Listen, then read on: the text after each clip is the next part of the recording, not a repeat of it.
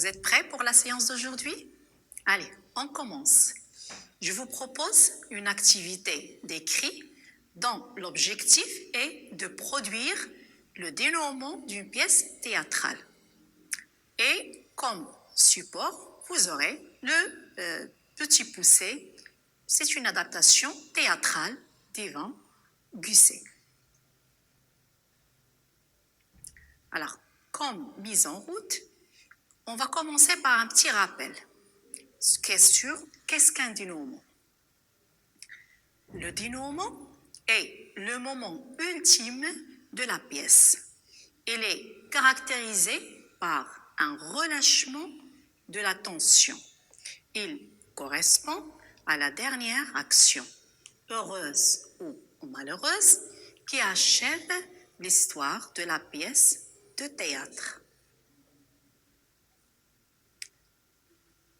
Alors, on va vous demander pour écrire une pièce, c'est difficile, mais pas du tout. Alors, voilà tout ce que vous devez savoir pour réussir votre production. Comment écrire une pièce de théâtre? 1. Je choisis les personnages pour les faire parler. Je rédige le dialogue. J'écris un tiret et je vais à la ligne à chaque fois qu'une personne parle. Et pour préciser ce qui se passe, le lieu, ce que fait le personnage, je peux utiliser des didascalies. Ça veut dire des indications scéniques qui informent sur les marqueurs de temps, les gestuels, l'emplacement, ainsi de suite. Au niveau des paroles, il y a d'autres notions comme évoquées tout à l'heure. 1. Il y a la réplique, une parole énoncée par un personnage à un autre. C'est une courte phrase. En dialogue, d'ailleurs, quand une réplique est tout le temps utilisée, on parle d'une réplique culte. La tirade, un texte, c'est une réplique, mais c'est un texte assez long, qui n'est aucunement interrompu par les autres comédiens en scène. L'aparté, lorsque le personnage énonce son texte qui est entendu par les spectateurs et non par les autres comédiens sur scène. C'est qu'on parlait à soi-même.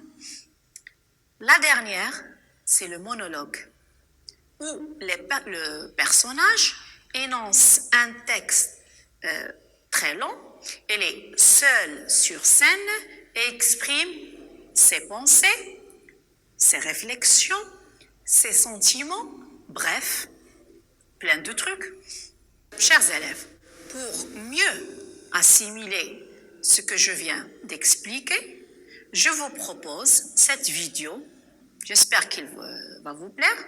C'est un extrait de la pièce L'Avare de Molière, une merveilleuse comédie qui raconte l'histoire d'Arpagnan, un personnage avare, malheureux et mal aimé de l'humanité, qui est conduit à un amoureux obsessionnel de l'argent et qu'après une longue période de raclage et d'épargne devient presque fou lorsqu'il se fait voler sa cassette remplie d'or. C'est à propos que je fasse un petit tour à mon argent. Monsieur, Quoi? sauvons-nous. Comment? Nous sommes bien. Qu'est-ce qu'il y a? J'ai votre affaire. Mais qu'est-ce que c'est? J'ai gagné ceci toujours. C'est quoi? Le trésor de votre père que j'ai attrapé. Comment tu as fait? Savez-vous? Je vous en prie, sauvons-nous. Oh malheur! Oh malheur! Oh l'assassin! Au meurtrier! Juste et juste ciel! Je suis perdu, je suis assassiné! On m'a coupé la gorge! On m'a dérobé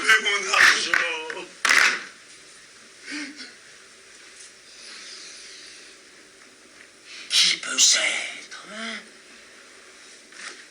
Qu'est-il devenu? Où est-il? Hein? Où se cache-t-il? Que ferais-je pour le trouver? Courir ou ne pas courir, hein? Oh! Est-il point là? Hein? Oh! N'est-il point ici? Hein? Oh!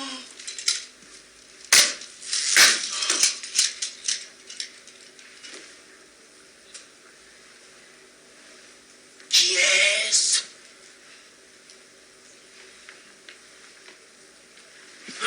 Arrête, coquin! Rends-moi mon argent!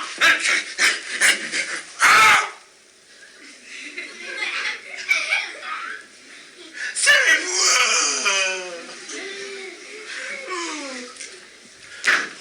Mon esprit est troublé. Je ne sais plus ce que je fais, ni qui je suis, ni où je suis.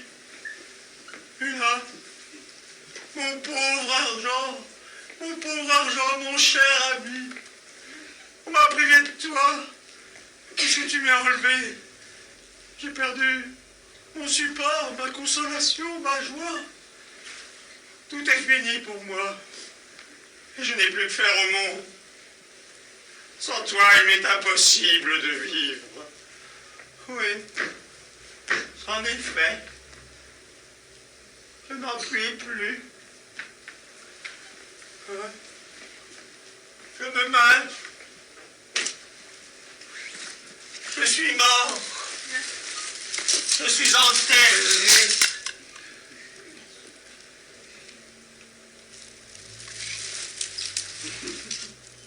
N'y a-t-il personne qui veuille me ressusciter?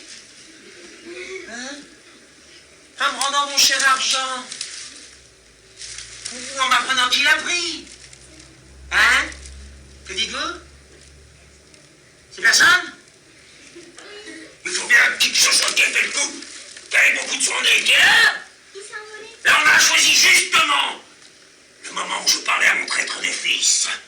Oui, allons! Sortons! Hein? Je vais aller quérir la justice et faire donner la question à toute la maison, à servante, à valet, à fille, sa fille, et à vous aussi! Oh. Que de gens assemblés! Je jette mes regards sur personne qui me donne des soupçons, hein? Et tout me semble mon voleur! Hein? De quoi est-ce qu'on parle là? De celui qui m'a dérobé? Que me fait-on là-haut? C'est mon voleur qui y est? Peu de grâce, si l'on sait des nouvelles de mon argent, je vous supplie qu'on m'en donne. Hein? N'est-il point là? Hein? Caché parmi vous? Elle me regarde tous! Mais je me tarir! Vous allez voir qu'ils ont pas, sans doute, au vol qu'on m'a fait? Allons, des commissaires, des archers, des juges, des potences, des chaînes! Je veux faire pendre tout le monde! Et si je retrouve mon argent, je me pendrai moi-même après! Alors, maintenant, je vous invite à observer ce support. Là, comme j'ai dit tout à l'heure, c'est le petit poulet, la pièce, le petit poussé.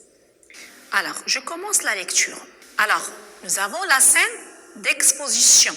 Bien sûr, on ne va pas voir toute la pièce, mais juste des extraits de chaque étape de la pièce. La scène d'exposition, acte 1, scène 1, c'est normal, c'est le début. La scène commence dans la maison du bûcheron. Le bûcheron, sa femme et leurs 5 garçons terminent leur pauvre dîner. Les enfants vont se coucher et, les croyant profondément endormis, les parents se mettent à s'apitoyer sur leur sort. Le petit poussé, tapi dans l'ombre, écoute tout. Le bûcheron, hélas, comment nourrir nos 5 enfants? Voici notre dernier morceau de pain et nous n'avons plus d'argent. La femme, Nous allons tous mourir de faim. Le nœud dramatique, c'est la scène 3. Nous retrouvons le père et ses enfants marchant dans la forêt. Le soleil est haut dans le ciel. Les fils montrent des signes de fatigue. Le petit poussé lâche régulièrement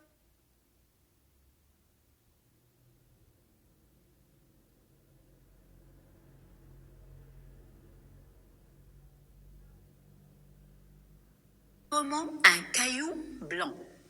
Le bûcheron. Mes fils, voilà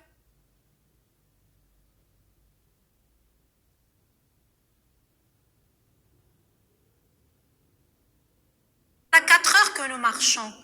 Arrêtons-nous donc un instant pour nous reposer. À peine les enfants endormis, le bûcheron doucement fuit.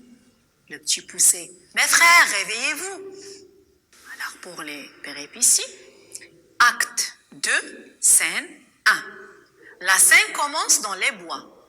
Les 5 frères cherchent leur chemin et se lamentent et pleurent tous, sauf le petit poussé qui ne veut pas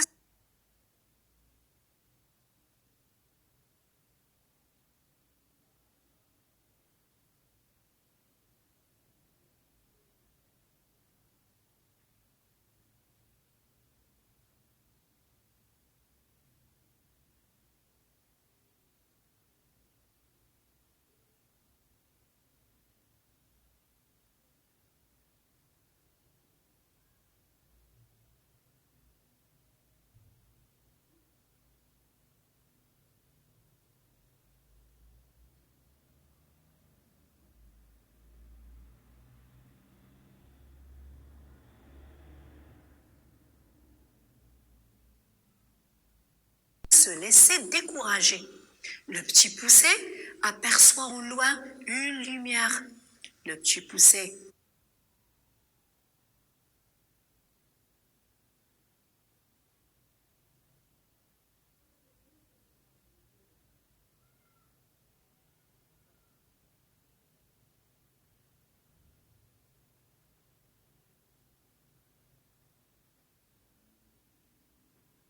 Mes frères, j'ai aperçu une lumière au loin. Ne perdez pas courage. Frère 1.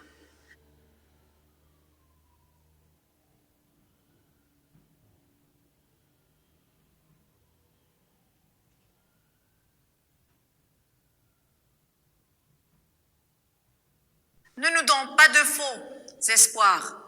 Frère 2. Nous allons nous faire manger par des loups. Frère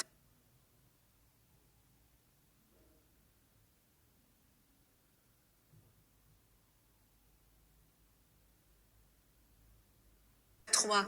Nous allons mourir de faim. Frère 4. Nous allons mourir de soif. Le petit poussé. Marchons vers cette lumière. Nous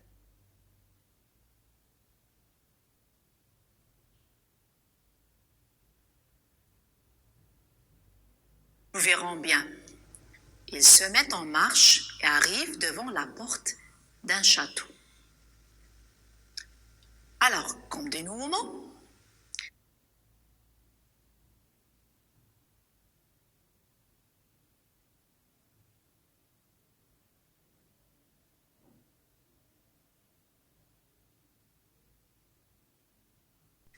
grâce à son intelligence, le petit poussé, et c'est là, bien sûr, le sujet de notre cours, c'est à vous de rédiger, de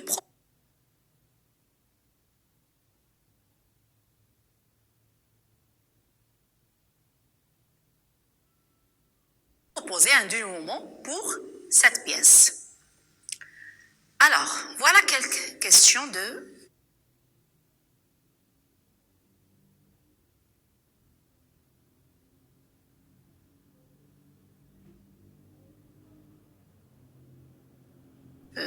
repérage. On commence par repérer le genre de ce texte. Alors, à votre avis, quel est le genre de ce texte que je viens de lire? Oui, c'est un texte théâtral. soulevez les indices du genre, c'est-à-dire qui montrent qu'il s'agit d'un texte théâtral.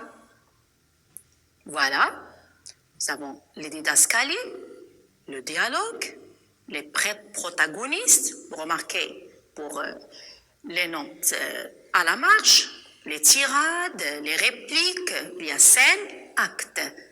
Tout ça, c'est des indices qui prouvent que ce texte est un texte théâtral. À partir de la scène d'exposition de la pièce, je rappelle les personnages, le problème et la décision du bûcheron. Le père, à votre avis, qu'est-ce qu'il va décider? Vous avez trouvé la réponse? Voilà. Donc, comme personnage, nous avons le père, ou bien les parents et leurs enfants. Donc, le père ne parvient plus à nourrir ses enfants. Alors, il décide de les abandonner dans les bois. Alors, passons maintenant à d'autres activités. Je vous invite à dégager la structure de cette scène. Vous pouvez revoir et reliser silencieusement la pièce et dégager la structure de cette scène. Voilà, comme réponse, nous avons la scène d'exposition, le nœud dramatique, les péripéties et voilà donc le dénouement. Pour comme sujet, je vous propose cette consigne. Grâce à son intelligence, le petit poucet a pu vaincre l'ogre et a retrouvé le chemin de retour à la maison. Alors, je rédige, ou bien vous allez rédiger l'étape dénouement en imaginant le dialogue entre le petit poucet, ses parents et ses frères. Alors là, vous demandez comment je vais faire. Donc, alors c'est difficile de rédiger ou bien d'écrire.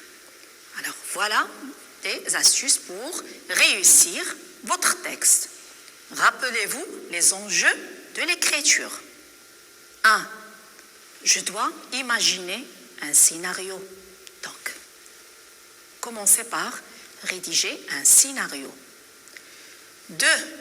J'écris un texte de présentation pour contextualiser les événements.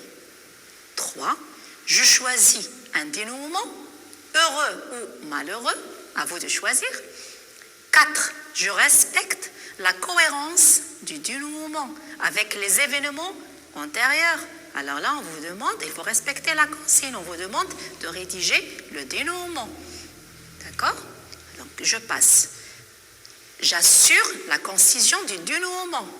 Et n'oubliez pas, au niveau formel, le dénouement doit être bref. 6. J'utilise le lexique des événements. Je peux même utiliser le lexique des sentiments. Vous aurez une boîte à outils après. J'emploie des indications cyniques que nous avons dit tout à l'heure, c'est les didascalies. Pour marquer l'emplacement, le gestuel, donc tout ce qui entre dans la rédaction de cette étape. Alors, je vous laisse le temps de réfléchir, bien sûr, et de rédiger. Et maintenant, on passe à la deuxième activité. À partir des situations suivantes, produis un dialogue. La situation 1. Ton papa te fait l'agréable surprise de t'offrir un nouveau téléphone pour suivre les cours à distance avec tes professeurs pendant cette période de confinement.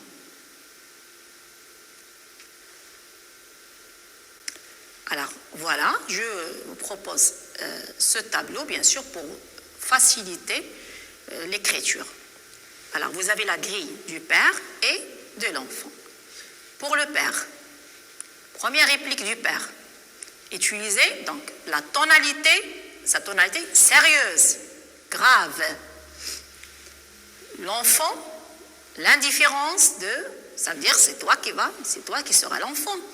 Donc, l'indifférence de ta part, ne pas te tenir concerné et parler d'une voix neutre. Deuxième réplique du père, vante les mérites des enfants qui travaillent bien. Ta réplique, sentiment de gêne, c'est normal, tu ne vas pas apprécier, malgré tes bons résultats. Troisième réplique du père, changement de ton. Alors le père maintenant il va changer de ton. La voix devint plus douce, ce n'est plus une voix grave. Alors pour la réplique de l'enfant, maintenant il va exprimer ses sentiments de joie et de fierté. La dernière réplique du père, il présente enfin la surprise à son fils. Alors là, tu laisses exprimer ta joie, pourquoi pas en riant. Tu embrasses ton papa.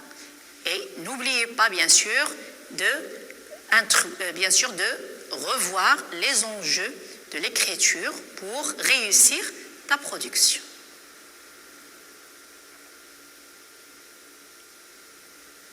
Alors, voilà, donc vous voyez, bien sûr, donc on ne peut pas avoir une réponse unique.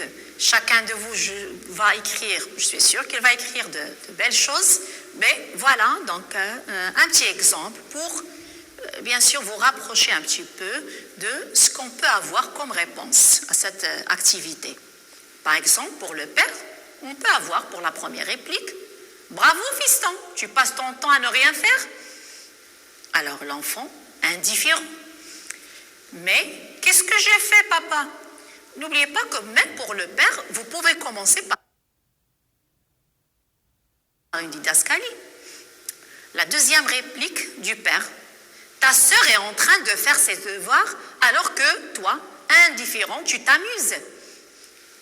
Alors, ta réplique, confus et gêné. Mais papa, j'ai fait les miens. D'une voix douce, là, on a introduit une didascalie. Je sais, mon petit, je plaisante avec toi. Alors, fier et content, oh, quelle peur vous m'avez faite.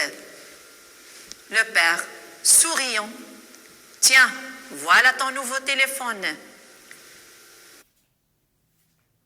Son ton de joie. Merci papa, je vais suivre mon cours à distance avec mon prof de français.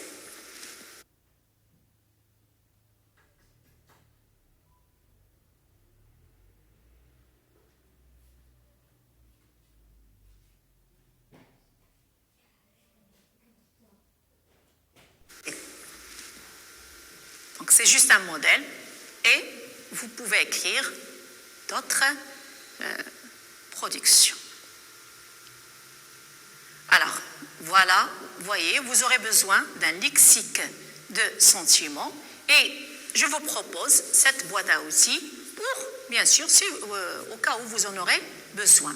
Donc, lorsqu'on parle des sentiments, donc, on peut exprimer le sentiment de la joie, il est joyeux, il est content, il est gai. Donc, je suis content, donc je suis joyeux, je suis gai. Et n'oubliez pas, bien sûr, donc l'accord de l'adjectif au niveau du nombre et du genre. Alors, la tristesse, c'est je suis triste, je vais dire je suis triste, je suis malheureux, etc.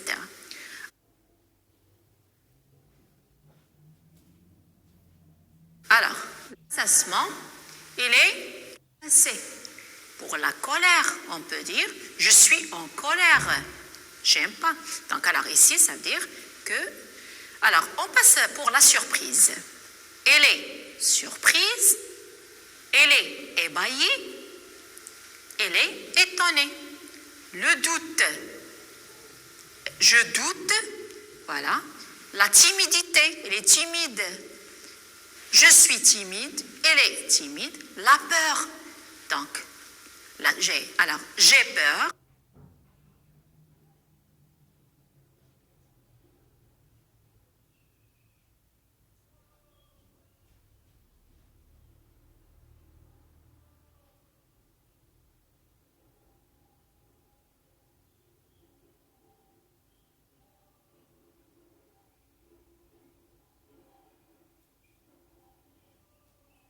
je suis effrayé.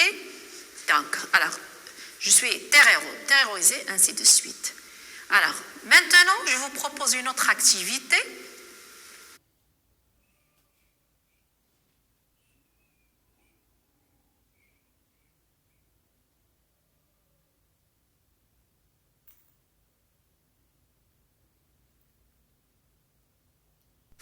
J'écris un monologue pour l'insérer dans un dialogue.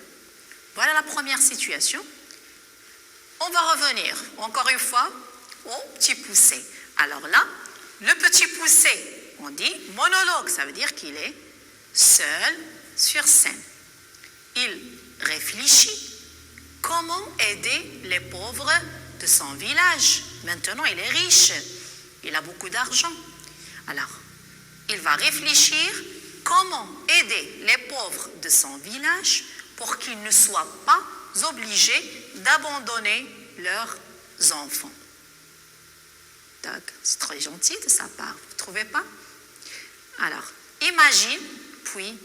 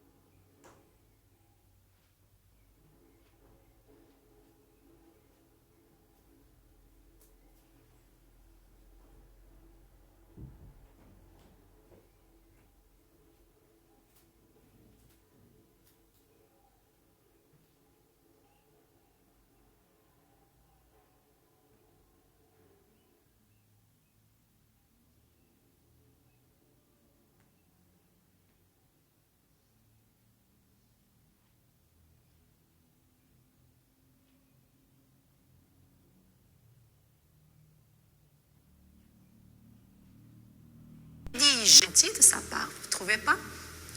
Alors, imagine, puis rédige. C'est un monologue, on rédige.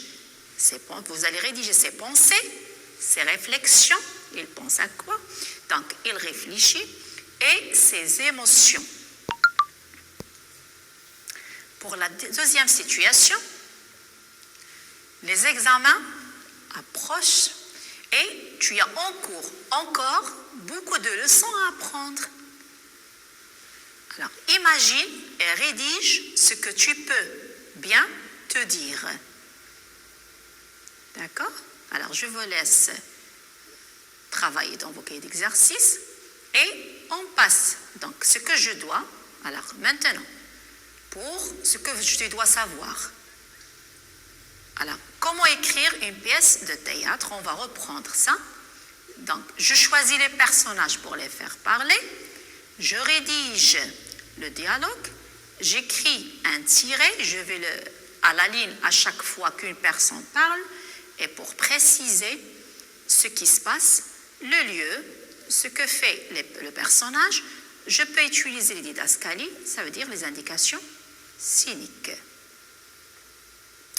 Alors, pour un rappel, surtout pour les dernières situations que je vous ai proposées, le monologue, c'est quoi?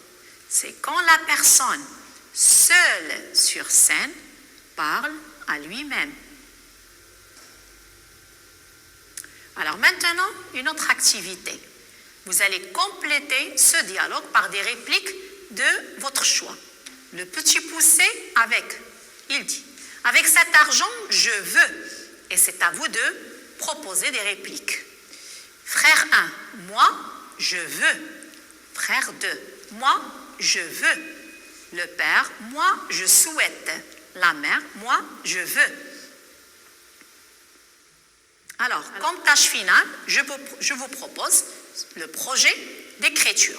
Rédiger une pièce de théâtre. Voilà, votre pièce commence à prendre forme.